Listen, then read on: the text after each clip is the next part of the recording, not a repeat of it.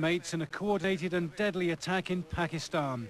A group of gunmen struck while Sri Lanka's players were en route to the Gaddafi Stadium for the start of the third day's play in the second test.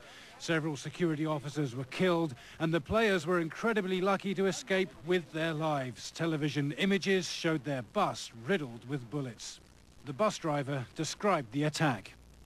As we crossed the roundabout from Main Gulberg Road, we were driving along normally when suddenly the firing started on the bus. In front of me was the SP van and two police warden vans, and the attackers targeted those vans first. Samarawira was one of the worst injured, shot in the leg. His teammate Tiranga Piranavatana was hospitalized when a bullet grazed his chest. As the rest of the team was dramatically airlifted out of the stadium to safety, questions were already being asked as to why Sri Lanka were even in Pakistan.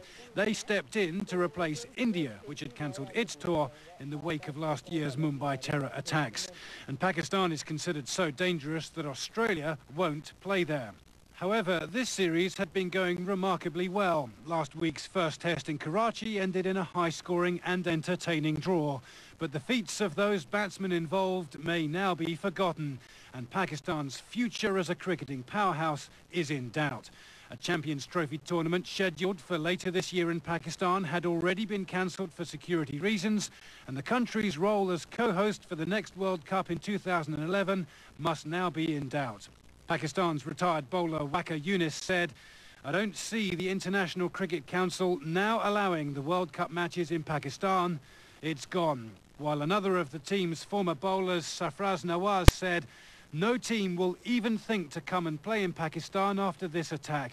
I am also fearing that other countries will be reluctant to even invite Pakistan for home series in fear that may open the door for such terrorism to come to their country." That is, of course, a debate for another day, but it's hard to imagine that international cricket in this part of the world will ever be the same again. Don Riddell, CNN, London.